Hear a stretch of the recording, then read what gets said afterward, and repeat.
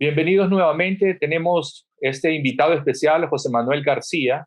Él es un Lightning Sequence Lead en Skydance Animation y está tomándose este tiempo desde España para poder compartir con nosotros lo que ha sido su carrera y lo que ha sido el ejemplo de su vida. Así es que, José Manuel, comenzaste tu carrera como un artista generalista en 3D y te fuiste incorporando como docente y tutor y luego ampliaste tu visión hasta rigging, iluminación 3D para cortometrajes de películas, cortometrajes y películas.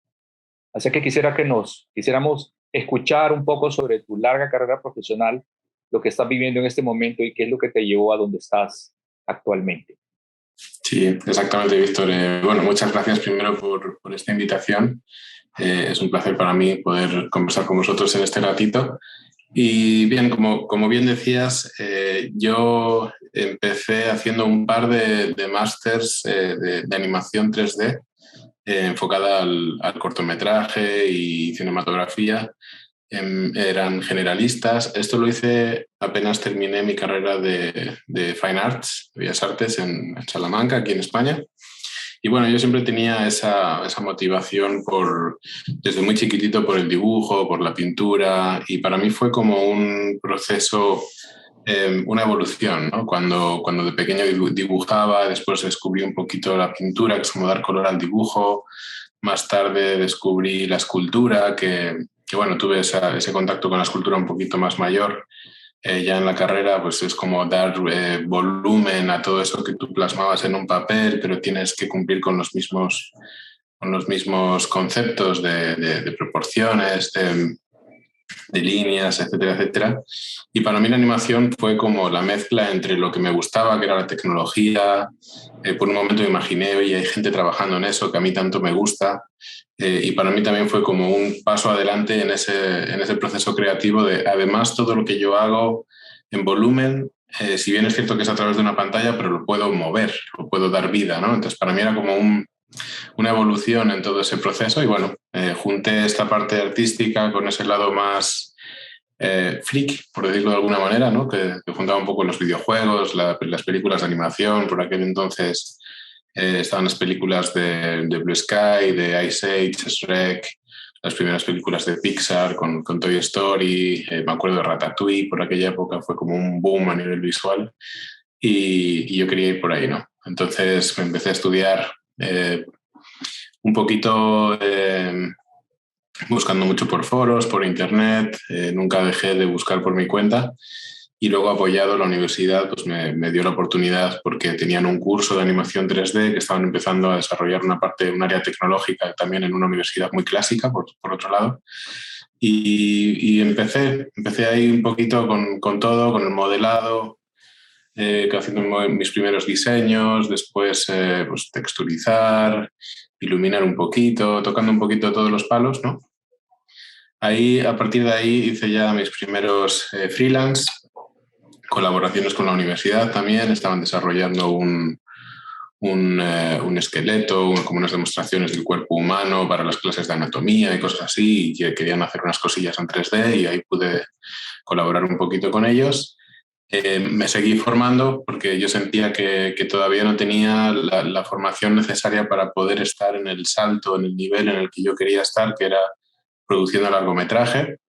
Y entonces hice otro máster un poquito más avanzado de animación 3D, cuyo objetivo final era la producción de un cortometraje por cada uno de los alumnos, ¿no? Hay escuelas que hacen cortometrajes entre 4 o 5 alumnos, que está súper bien también la idea, y hay otras escuelas que tienen este proyecto final que es como o haces una demo reel o haces un pequeño cortometraje. En mi caso hice un pequeño cortometraje, lo tuve seleccionado en varios festivales y esto me dio la oportunidad de conocer a muchísimos profesionales del sector en diferentes lugares y también me dio esa posibilidad de dar el salto y entrar en una producción pequeñita, pero ya era un largometraje aquí en España. Una producción que fue nominada a los Goya, que son los premios más importantes de cinematografía aquí en España. Se llamaba Zahar. Y bueno, a partir de ahí, poquito a poquito, de ahí a otra producción, un poquito más grande. Entré en Ilion Animation Studios, después de hacer un paso por series de televisión también.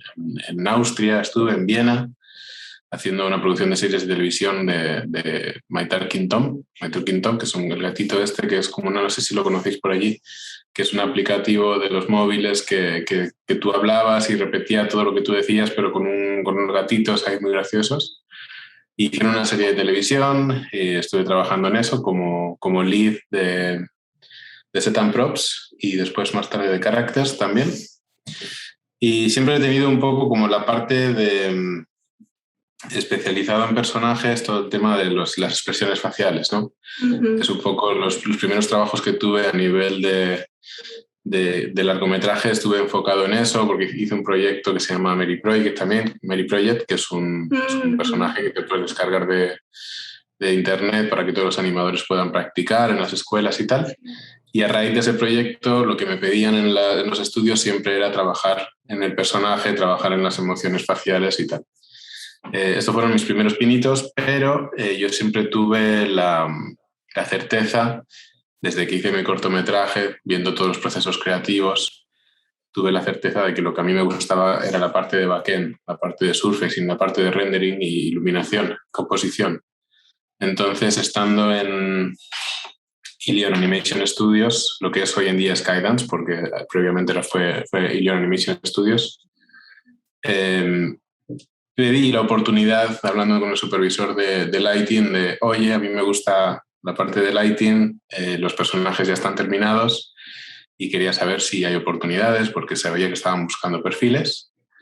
Le sonó como un poco raro porque era como, aquí hay un rigger, era como, aquí hay un rigger que quiere iluminar, y le sonaba un poquito raro, pero se sorprendió porque vio mi reel, que tenía una pequeña reel preparada de lighting con Mary Project en sí, porque tenía un par de planitos de lighting en Mary Project. Muy bien. Y tanto es la apuesta que hicieron que, aunque cuando terminamos el proyecto me tuve que ir, porque ya sabes, los proyectos terminan y hasta que empiezan otro proyecto se tarda un poquito, ¿no? Me contactaron más tarde, de hecho es esta nueva etapa en la que estoy ahora, y me ofrecieron un puesto de lead, entonces quedaron contentos con el trabajo que realicé. Y es esto, la vida de un artista 3D es un poquito esto, ¿no? Ir saltando de estudio en estudio, cumpliendo tus objetivos, quemando etapas y llegando a las metas, ¿no? De alguna manera. Sí, sí. También quería preguntarte como en el momento, o sea, en ese momento que dices ese respiro, como pasar de un rigger a un lightning artist, eso fue como un campo que te comenzó a apasionar de a pocos, que se fue dando de a pocos, y también, digamos, viéndote a hoy en día, más adelante, ¿cómo tienes planeado más o menos como un blur del futuro de lo que quieres hacer ahorita ya en esos momentos? La verdad es que no fue tan poco a poco, porque yo desde el principio sabía que quería iluminar. Lo tenía muy claro. De hecho, una de las cosas que aprendí haciendo mi cortometraje, que dicho sea de paso es el esfuerzo, fueron como 2 años de duro trabajo yo solo delante del ordenador, haciendo todas y cada una de las etapas. Aprendí muchísimo de producción, de planificación, de timing, de scheduling, de saber que las cosas tenían que terminar en algún momento, porque si no se puede hacer eterno. Y yo tenía un director en aquel momento, el director de la escuela, que me obligó a hacer esta tabla de timing de todas y cada una de las cosas que había que hacer para el cortometraje, y me decía, una silla, pues ¿cuánto vas a tardar en modelar una silla? Y yo, pues, no sé, 2 días. ¿Y cuánto vas a tardar en hacer el texturing de una silla? Y yo decía, pues otros 2 días. Y hicimos toda la tabla y me dijo, vale, pues te voy a poner delante cuánto tiempo vas a tardar en hacer tu cortometraje con los tiempos que tú me has dicho. Y me salían 8 años. Y era como, no puede ser, claro, no puedes hacer un cortometraje en 8 años, ¿no? Entonces, reduciendo todo, cambiando los tiempos, aplicando, cada día tenía que cumplir con esos tiempos porque si no yo sabía que se iba a hacer todo mucho más largo. Entonces me enseñó mucho de todo el proceso, tocar todos los palos, y me enseñó lo primordial, que es en cuáles de esas áreas yo me sentía cómodo y cuáles me suponían un esfuerzo. Lo típico que a lo mejor todos los alumnos empiezan queriendo ser animadores y cuando te enfrentas al proceso de animación a lo mejor no es para ti. Es correcto. En ese proceso yo me di cuenta de que de alguna manera la escultura era una parte que me tocaba de cerca porque ya había tocado escultura en la carrera en volumen real, era como mi perfil más artístico, ¿verdad? Pero la parte de color, de la imagen final, era donde yo me tiraba horas y noches enteras para poderle dedicar más tiempo que el que teníamos planificado porque era donde me entretenía, donde quería explotar más, ¿no? Y desde ese momento yo sabía que quería trabajar en esa parte. Lo que pasa es que por cuestiones de la vida, por lo de Mary Project, la gente me pedía lo de personajes y el tema de faciales, entonces era como un perfil que estaba haciendo algo que a la gente le gustaba, pero que no era lo que a mí realmente me apasionaba, ¿no? Entonces, de ahí que quise moverme hasta esta posición de lighter que tengo ahora. Y de cara al futuro, creo que ahora mismo estoy en la posición en la que quiero estar. Qué bueno. Tienes siempre esa duda de cuando estás trabajando en estudios grandes como fueron Boulder Media, que es justo el estudio en el que estuve previamente, Skydance, en Dublín, en Irlanda, que por cierto estrenamos película el 24, dentro de 3 días en Netflix, My Little Pony, The New Generation, Sí. la película que estuvimos haciendo en Boulder Media. Claro, estás en estas producciones tan grandes, con tanta presión de parte de los directores, el calendario, secuencias majestuosas con montones de personajes, crowds por todos los sitios, explosiones, efectos. Te das cuenta de que de alguna manera frustra, ¿no? Llega un momento en el que piensas, ¿es realmente este tipo de estudios en el que quiero estar o quiero estar en un estudio más pequeño en el que tengo un poquito más control de todo? ¿O es esta posición de lead el que quiero o prefiero tener una posición de senior un poquito más bajo y a lo mejor trabajar en esos planos bonitos pero con un poquito más de tiempo, de relajación, de no tantas reuniones, de no tantas peleas con arte y, ¿sabes? Peleas en el buen sentido de la palabra, ¿no? Es como dar un poquito ese paso atrás y aunque no estés haciendo el máximo nivel, disfrutar un poquito más del trabajo del día a día. Pero bueno, claro, creo que ahora mismo aún puedo con ello. Así que aguantaré unos cuantos años más así. Qué bueno, felicidades. Estar haciendo lo que te gusta no es fácil. Eso para la mayoría de los seres humanos. Es súper importante. Sí. Yo diría que esa es la principal motivación de dedicarte a esto, ¿no? Que estás persiguiendo un sueño de alguna manera y cumplir eso es espectacular. Claro. Porque te motiva a levantarte cada día. Quisiera consultarte algo que seguro todos nuestros espectadores o la mayoría de ellos quisieran también preguntar. En tu opinión y en tu experiencia, la cadena de valor de la producción audiovisual, y quiero que por favor te imagines a alguien que apenas tiene un sueño y no se ha educado a sí mismo, no ha practicado lo suficiente, está construyendo su portafolio, hasta aquella persona que ya tomó certificado, ya conoce el software, ya tiene su portafolio, ya ha hecho incluso entrevistas o ya está tratando de planificar su propio proyecto. ¿Cómo funciona la cadena de valor en tu mundo? ¿Cómo lo ves? ¿Quién está primero? ¿Dónde están las empresas? ¿Dónde están los distribuidores? ¿Cómo funciona eso? De cara mira, ahora mismo en concreto estamos en ese proceso de selección de candidatos de cara a la nueva producción y estoy compartiendo con los otros leads y el supervisor la posibilidad de entrevistar a muchos candidatos y ver qué es lo que tanto los otros leads o mi supervisor como yo observamos más y qué le damos más valor en esas demo reels. Y siempre está el perfil que estás buscando, ¿no? Estás buscando una persona más artística, una persona un poco más técnica, que controle los softwares y luego dónde pones énfasis en qué quieres más de todo de lo que estamos buscando. No sé si por ahí va tu pregunta. Nosotros estamos buscando gente que tenga mucha motivación artística, que sepa resolver en el perfil de Lighter en concreto, que sepa resolver los trabajos que se le asignan, los planos, ya sean partes de una pequeña secuencia o shots que son childs de otros shots más grandes, pero que tenga ese ojo artístico, esa calidad artística. El software ya viene después. Correcto. Es algo que va a cambiar de producción en producción. Por ponerte un ejemplo, tanto My Talking Tom como Mary Project como Wonder Park, que fue la primera película que trabajé en Lyon, eran trabajos en Maya con Nuke, combinación con Nuke, En Boulder Media trabajé con Katana, combinando con Nuke también. Y ahora mismo estamos trabajando con Houdini y el apartado de Solaris y para iluminar y luego Nuke. Entonces es como... Y no éramos expertos ni cuando estábamos en Katana por primera vez, ni cuando estamos ahora en Houdini por primera vez, pero eso no te va a hacer que baje tu perfil dentro de un estudio. Al fin y al cabo tú tienes una experiencia. La experiencia no es tanto el software que estás utilizando en ese momento, cuánto controlas de ese software, sino conocer, en nuestro caso, el motor de render, que sí que era común, que era Arnold en todos ellos, conocer el proceso de surfacing, conocer el proceso de qué hace cada departamento para saber hacia dónde te tienes que dirigir cuando tienes un problema con tu shot, con tu secuencia, ¿no? Eso es lo que al final te va haciendo crecer como perfil.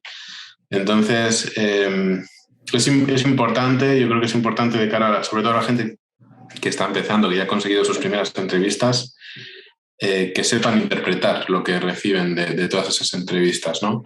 Si de repente haces muchas entrevistas pero no te llaman, a lo mejor la forma en la que estás entrevistando la entrevista enfocando en la entrevista no es la mejor y tienes que practicar por ahí.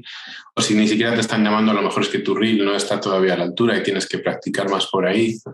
Yo creo que es importante que la persona sepa interpretar la situación en la que está y de hacia dónde tiene que dirigir o dónde tiene que mejorar sus skills para dar ese siguiente nivel. El siguiente nivel de una persona que no le llaman es que le llaman, y el siguiente nivel de una persona que le llaman es que le contraten, ¿no? Creo que ahí es donde tendría que poner el esfuerzo. ¿Y te gustó haber participado, bueno, como dijiste, Sí. participado en películas tan como ese tipo, de esa magnitud en Netflix o en otras? Sí, la verdad es que lo que propone Netflix es genial porque es un estreno mundial. A día de hoy, en un mismo día, está en todas las televisiones, dispositivos móviles de millones y millones de personas en todo el mundo. De hecho, el tráiler se retrasó como cosa de 1 mes y medio y nosotros estábamos como, ¿qué está pasando? ¿Por qué no sale el tráiler ya? Y no estábamos en la empresa, la mayoría de lighters que estábamos allí ya no estábamos ni siquiera en el estudio. Y estábamos esperando a que saliera el tráiler. ¿Por qué no sale? ¿Por qué no sale? Y es que nos confirmaron que tenía que traducirse a 50 y pico idiomas diferentes. Wow. Antes de ser estrenado en ningún sitio. Claro, querían hacer un lanzamiento a la misma hora, en el mismo día, a nivel mundial. Y eso te da a entender que antes el cine no era tan así. El cine era como se estrena en tal sitio, en unas cuantas salas, en este idioma, después se estrena a lo mejor en otra parte del mundo, en otras cuantas salas, en otros países.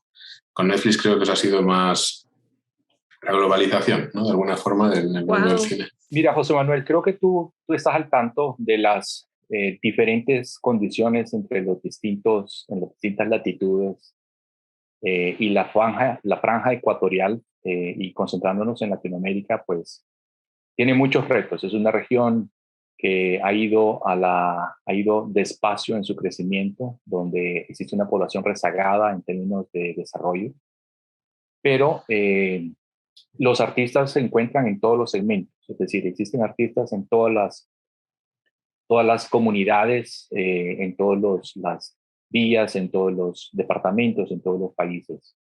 Lastimosamente, las oportunidades no se presentan para todos ellos, o no se presentan para todos los que vivimos en Latinoamérica. La mayoría se concentra primero en cubrir sus necesidades básicas y eso hace que su creatividad se quede en segundo plano. Una pregunta que la mayoría hace de manera bien franca es: una persona que logra desarrollar un buen portafolio, crear habilidades, estar listo para una entrevista, como tú mismo lo mencionaste, leer bien lo que el mercado propone y no tener el miedo de abrir todas las puertas posibles para poder mostrar lo que ha hecho. ¿Qué posibilidades, cuáles son las líneas de ingresos a que puede aspirar un junior o un senior en este mundo audiovisual en Europa? Las posibilidades son todas, y más ahora, porque si hay alguna lectura positiva que podemos hacer de la pandemia, es feo decir que ha habido una lectura positiva de la pandemia, pero es cierto, y es que el teletrabajo está ahí ahora mismo. Entonces ya no solo que no juzgamos un artista por dónde haya crecido o cómo se haya formado, sino por los logros que ha conseguido a nivel técnico-artístico. Ya no tanto que haya estado en una película o en otra, porque hay juniors que son juniors puramente porque no tienen esa experiencia, pero que tienen un trabajo brutal y a esa gente la contratamos, pero a la de ya, ¿no? Entonces es cuestión de qué calidades has conseguido, a qué calidades has conseguido llegar o qué experiencia has conseguido a través de publicidad o cortometrajes o colaboraciones en plataformas como Artela, por ejemplo, que están ahí, que se juntan artistas de forma colaborativa y gratuita para hacer pequeñas piecitas que puedan ayudar a sus demo reels. Y después está esa parte del teletrabajo. A día de hoy puedes estar en cualquier parte del mundo, nos está pasando a todos. Es muy fácil conseguir un trabajo sin estar presente en un país a día de hoy. Y justo hoy recibí la noticia de un estudio, no estoy seguro del nombre, creo que es School no sé qué, que el logotipo es como una calavera de un mono, no recuerdo ahora muy bien cuál es el nombre del estudio, pero es un estudio de unos 50 o 80 artistas, y salió la noticia en LinkedIn de que han aceptado el teletrabajo de forma indefinida. Es decir, que todos sus artistas de aquí en adelante van a poder trabajar siempre, de por vida, en teletrabajando. Y eso va a permitir que cambie un poquito el sector, porque si bien es cierto que ahora estamos teletrabajando, pero tanto cuando trabajaba en Dublín como ahora en Madrid, se nos obliga a los artistas a estar físicamente en el país, aunque estemos en diferentes sitios del país. Sí que es cierto que conozco otros compañeros que están trabajando freelance desde diferentes lugares de España para Bélgica, para Axis, este otro tipo de empresas, y eso se va a dar, de aquí en adelante se va a dar mucho más. Entonces, es una ventana muy grande que se abre. Y si pudiéramos tener solo como un comparativo, y tal vez esta pregunta es difícil y me imagino que la respuesta más, sobre un monto de ingresos en euros por proyecto estándar o típico o en la franja más baja que tú pudieras compartir con nosotros de un artista latinoamericano que lograra aterrizar una oportunidad con una empresa en Europa, ¿cuánto sería ese ingreso? ¿Te refieres a nivel salarial? Sí. Son cifras que varían mucho. No te puedo dar una cantidad porque son cifras que varían mucho entre países. Y mismo en el propio Europa, yo he tenido salarios muy diferentes cuando he estado trabajando en España, incluso en diferentes ciudades de España. El nivel de vida es diferente, el alquiler es diferente, la alimentación es diferente, todo cambia, el transporte es muy diferente. Entonces he tenido salarios muy diferentes y no por ello quiere decir que unos sean peores que otros, sino que simplemente las ciudades son diferentes. Sí que te puedo decir, por ejemplo, que en Dublín he tenido un salario más alto que en España, pero sin embargo en España, por el nivel de vida que hay aquí, el alquiler es más bajo, salir de restaurantes o el supermercado es todo mucho más barato. Entonces, al final te compensa, ¿no? Yo creo que eso es lo que tienes que valorar de cara a aceptar una oferta u otra.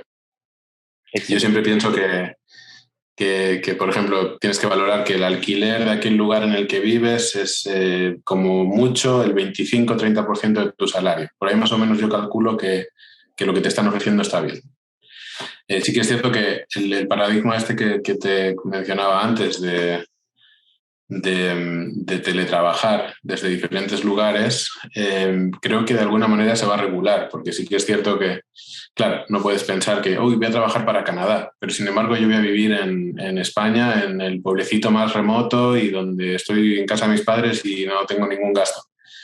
No te van a pagar como que estás en Canadá. Entonces, o al menos yo creo que no va a suceder así, sino que se va a regular el teletrabajo de tal manera de que si tú estás viviendo en tal lugar, el salario va a estar más acorde al lugar en el que vives que al lugar en el que trabajas.